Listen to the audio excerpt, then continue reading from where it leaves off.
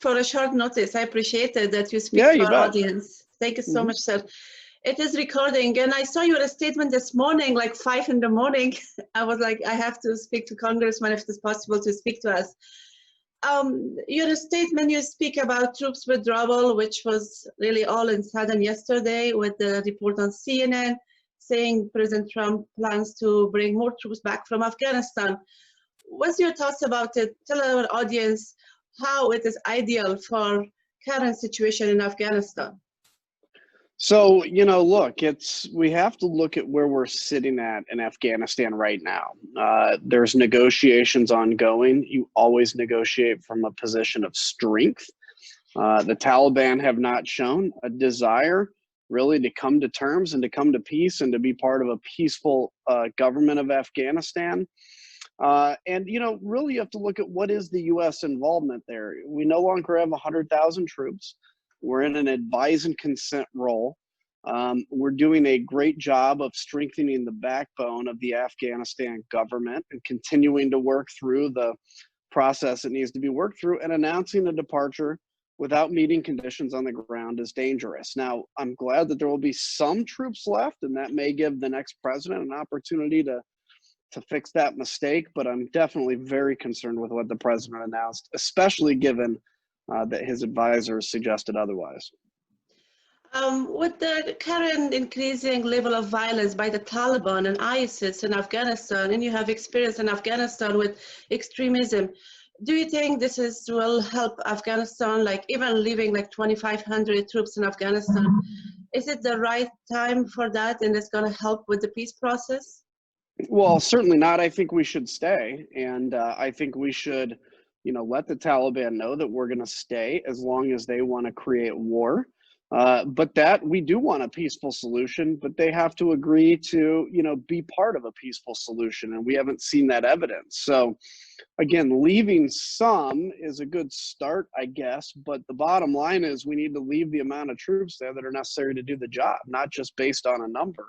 It was the same mistake that President Obama made in Iraq in 2011, which led to the rise of ISIS. So, the American people may think they want to come home from Afghanistan, but they really, I think in most cases, are fine staying. They understand the cost and the problems with leaving, and I'm not sure why the president has made this sudden decision. Many experts I talk to on peace process, they just talk about peace agreement signed with the US, with the Taliban. They call it an exit strategy.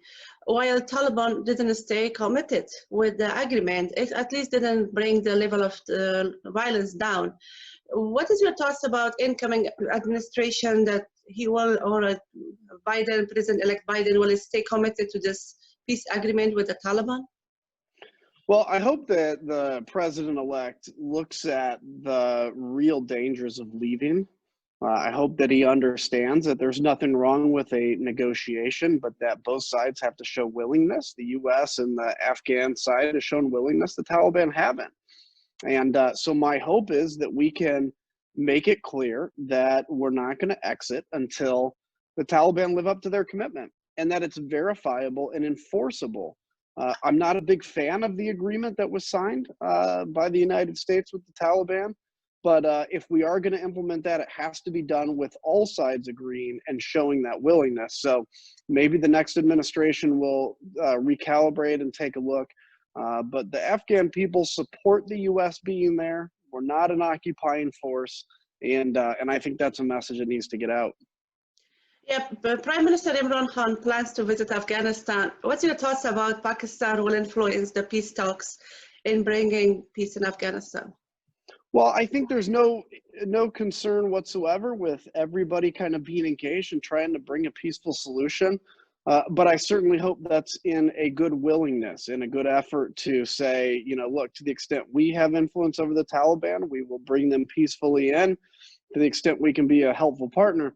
But if Pakistan's looking at going to Afghanistan to make it a region of influence or to further destabilize, that's a huge problem. So again, I think we need to just sometimes in the world take a step back, look at where we are, look at where we've been, and recognize that, quite honestly, if we leave, the concern is you'll see similar to what happens in Iraq, and the U.S. would have to go back and now start over from sometimes square one. U.S. is one of the biggest donors for Afghanistan in the Afghanistan conference happening in Geneva next week. What's your thoughts about and how this commitment should be conditioned with what Taliban will be committed to peace in Afghanistan?